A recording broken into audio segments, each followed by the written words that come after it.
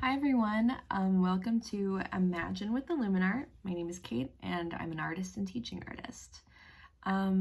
Today we're going to be working on a zine, and you might be wondering, what is a zine? And that's a really good question to have. A zine is like a short term for magazine, but really that's not even a good way to explain it either, because they're more like homemade comics. And what do comics do? They tell stories in really interesting ways, using characters or using different sequences or using a certain palette. Maybe they just use blue, and that blue really creates like an emotional impact with how the story is being told. But yeah, sometimes they involve stories, and I encourage you to explore your own personal storytelling today. And that might look like, a character we create that is exploring their quarantine routine. I think that's the story I'm going to tell. Your story might also include a character from your favorite anime or cartoon or TV show, something that you have a personal connection to, but maybe isn't exactly biographically you, if you catch my drift. So yeah, some materials we'll need today are a piece of paper. Any size will do, as long as it's like at least, postcard sized. A pair of scissors and something to draw with. I think I'm gonna use this blue colored pencil. You guys can use a crayon, marker, whatever you can get your hands on, all right? And follow along with me. I'm gonna show you guys how to fold the zine, all right? All right, so the first thing you wanna do is have your piece of paper in front of you. And I want you guys to take one corner of your paper and fold it in half, and make sure that your corners line up. So I call it corner kissing, because you want those corners to like line up just like that. And make sure the other side also looks like it's lined up too. And then once you are feeling good about those corners, you want to hold one side of the paper down and kind of just like press down on the other. So this first fold is pretty important. I mean, every fold is important, but just make sure you get those edges in the fold nice and crisp. All right, the next thing that we're going to do is fold it again. So just take one side of your paper and bring it over again, just like before. Hold it down, start pressing, and make sure that those folds are really creased. I'm being extra here, extra folding. All right, so go ahead and unfold it, and it should look something like this by now. We got one sheet of paper with 4 folds. Well, I guess 2 folds, but 4 rectangles. All right. Now the next thing we're gonna do is take one side and fold this part just halfway through to meet up with that middle crease. So you want to stop there, hold the piece of paper down, and you want to fold it again.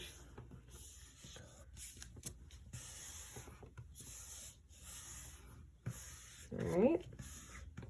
And now I want you to do that to the other side. So we're going to take this side and bring it to meet the middle too. And you want to make sure you can hold it down and also press all the way through. And if you have trouble with this, maybe ask an adult. They have bigger hands, and if your paper is really big, either cut it down or get some bigger hands to help. Now go ahead and unfold it.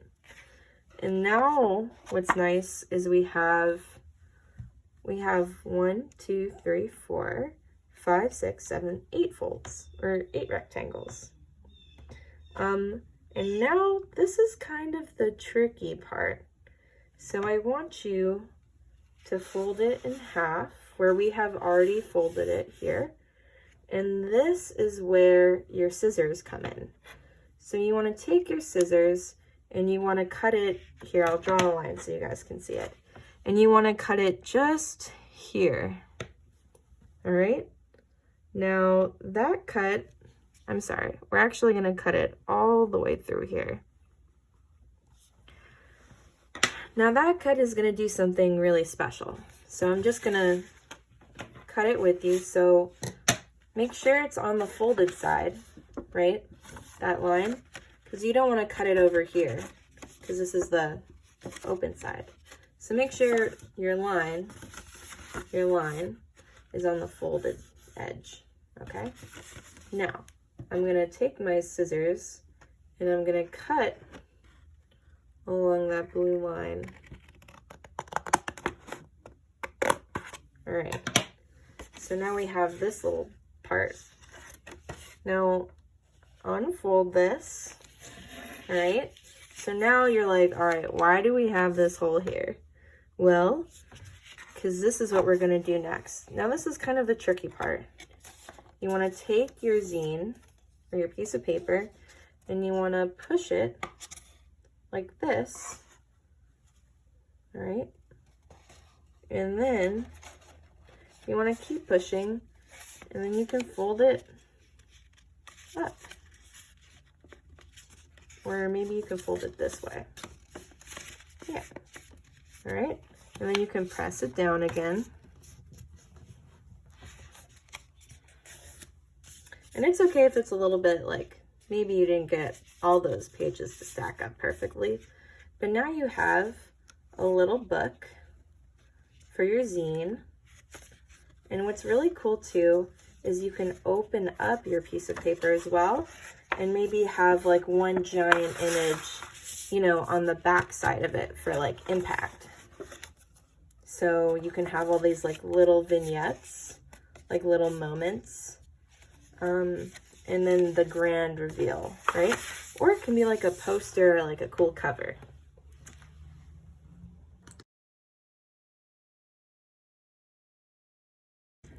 All right, guys, so the next thing we're gonna do, now that we have our beautiful zine book that we made, now we gotta figure out what to fill it up with. So I want you guys to get a separate sheet of paper, one that we can practice on, okay?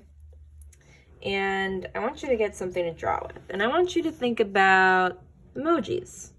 I think they're a pretty good example of basic cartooning. I think they show emotions really well, and I think that's a good place to start. So why don't you guys draw your favorite emojis with me? And if you need a pause to go look at them, like maybe you don't remember what they look like, go ahead. And I kind of like am okay with this guy.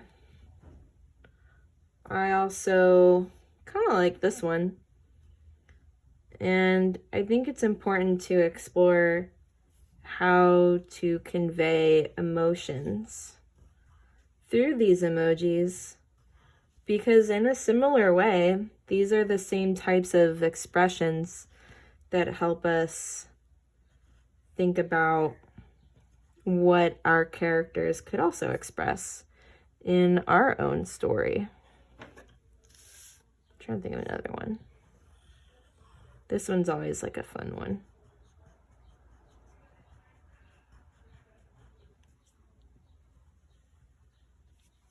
Yeah.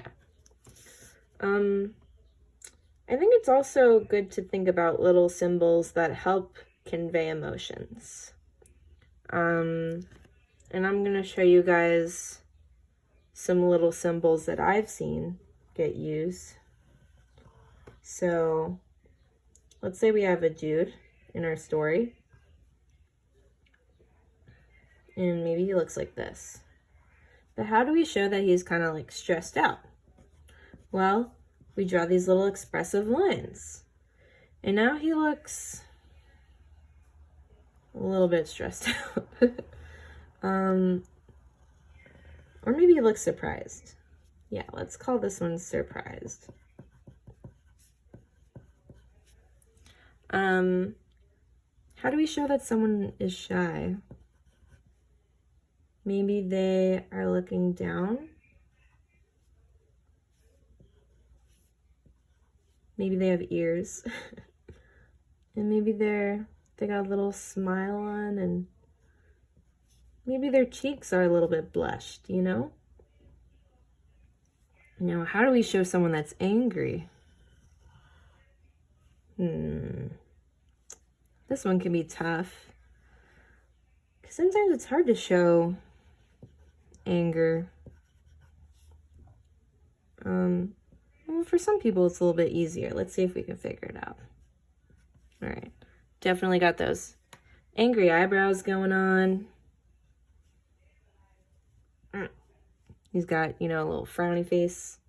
And maybe he also has like a little squiggly line to sort of show like he's frustrated. Maybe your character is not angry though. Maybe your character is in love. And think of symbols that help show love. Let's see. We can do hearts above their head. Maybe their eyes are closed and they're kind of looking up, you know? Or maybe someone is dizzy. Let's see. Like maybe your character gets into a situation where they like are just a little bit dizzy. You know, like when your eyes start to spin. And then we can use like a little squiggly mark to sort of show this guy is very dizzy. All right. Let's see. I think it's also important to think about motion lines to show how your characters are moving. So let's say you've got this little guy, right? And he's walking. Or I'm going to try to show that he's walking. All right. So he's on the move. How do we show that he's moving? Well, we can sort of just add that little line. And that really helps us show like, hey, this guy is on the move. Like he is going somewhere. Let's see. Maybe you want to show someone like skateboarding. And like, how do we show someone doing that? It's like, all right, so they gotta have like bent knees. They gotta have little feet. Maybe a little tummy. And yeah. And then we got, of course, add the skateboard. All right. And all right. Now we can see that guy is also going somewhere. But maybe what you're documenting has less to do with people. Maybe it has to do with an object. Like maybe you saw an airplane in the sky. And maybe that airplane is going somewhere. Or maybe the airplane is a character. All right. And then how do we show the sort of whoosh? You know, we gotta show the whoosh. Do those lines and then something like that. You can also use the same whoosh to describe a fart. You know, that happens. Maybe your character is a kangaroo. And you want to show them jumping because that's what they do. Just like, how do I draw a kangaroo? Maybe it's more like that. They got bigger legs, but then they have these little arms. Yeah, I don't know. Okay, kangaroo kind of looks like that. And he is just hopping around doing kangaroo stuff. Or maybe you want to have an interaction. can draw someone hanging out with somebody, because maybe you're spending a lot of time with your family.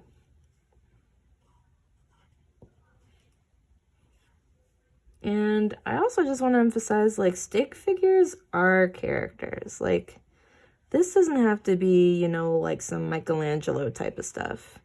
This can just be you exploring storytelling in just like a really simplified way. Like a caveman. Cavemen, those drawings were pretty simple, you know? Nothing fancy. No fancy footwork. They're just drawn like goats. Sometimes the goats just looked, you know, really simple. Anyway, I'm getting off task. All right, let's just do one more drawing together. So maybe it's somebody who's like being a little resistant, because I was a little bit resistant at the beginning of quarantine, you know? Things were just not going as I expected, and I had a lot of goals. So this is me kind of being like, I'm upset. Just a little bit. Arms crossed, you know, that type of stuff. And me being like, no.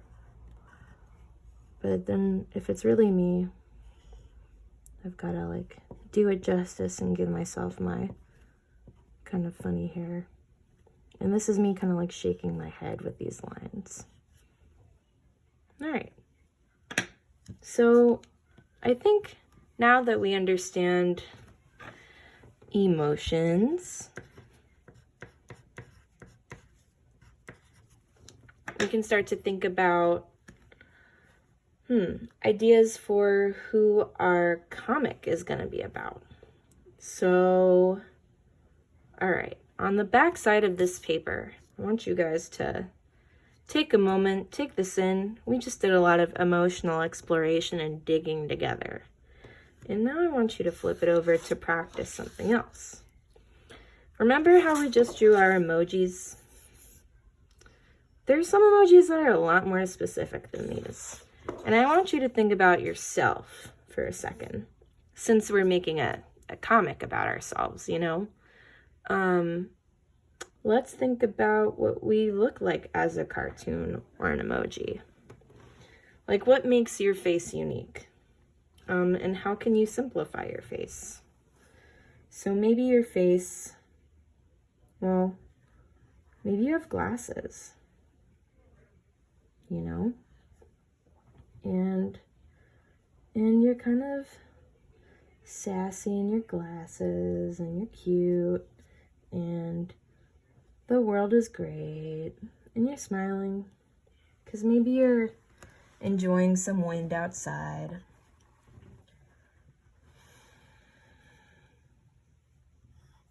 And if it is windy, your hair is going to be getting pushed. Maybe. And, you know, maybe what's also unique about your face is the shape. Maybe it's very oval.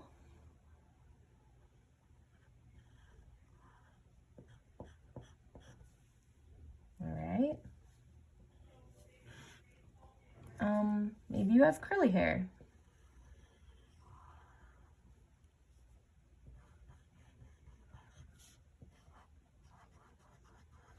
It's like, how can we make it interesting for you? That looks pretty good. I trust that person. Maybe you have a really big nose. Let's see. And the reason why I'm drawing this out with you guys is because I want you to think about, like, what makes a face special, and how can we consider different ways of representing ourselves? And how do we describe these things about ourselves?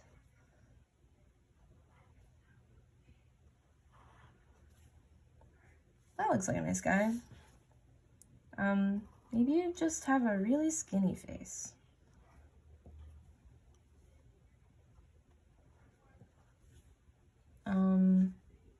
with little ears and some freckles. And maybe your hair looks like this. Or maybe it has braids.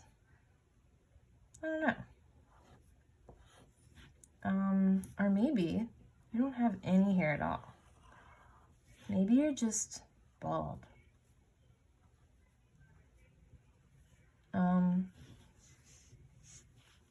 But you're happy about it. And you have some facial hair, which is kind of cool. Not everybody has that. And even so, like, having these little moments and thinking about different people's features is very considerate and really helps describe what they look like. And now that we've sort of gone through these different ways of practicing drawing our characters, or at least their faces, or the face of your main character, I think it's important to draw your characters with different emotions now. So now that we know who our character is, maybe you can choose one of these if you're into that.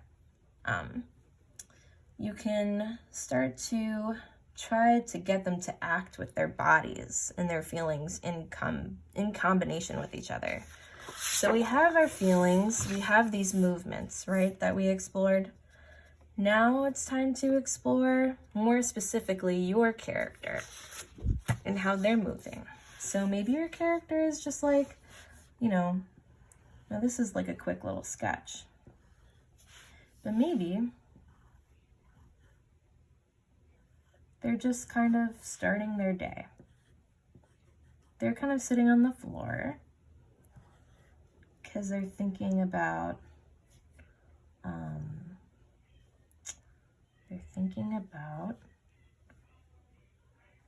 a puzzle that they did. And they're looking kind of down at their puzzle because they're kind of like, I can't figure this out. You can draw the little puzzle pieces. And they're kind of like, right? Or maybe your character is like figuring out how to get around during quarantine. And maybe they're in a wheelchair. And maybe this is the main way they get around.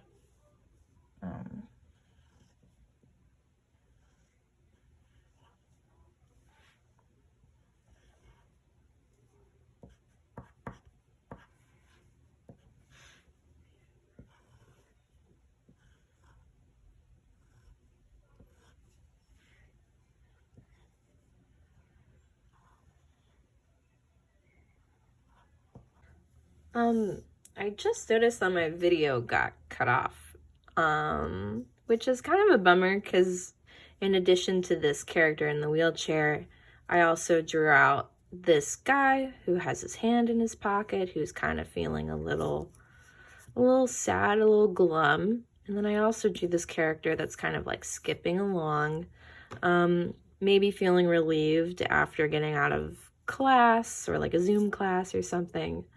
But yeah, I just wanted to add this in here. That way you guys can still think about different ways that you can take one character and kind of like move them through different actions and different feelings in tandem, like together.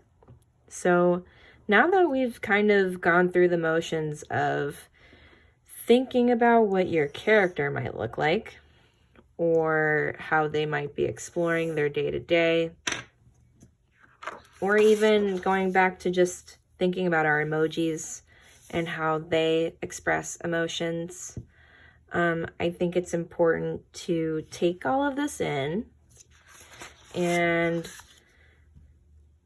maybe just start working on our comic. So I'm gonna draw in mine, and once I'm done with it, I'm gonna share it with you all right? And I hope you guys share yours too. Bum, ba-da-bum. All right, guys, so I finished my comic. It's called New Routine. I've got a little cat here, a little leaves to sort of give you a taste of what the story is gonna entail.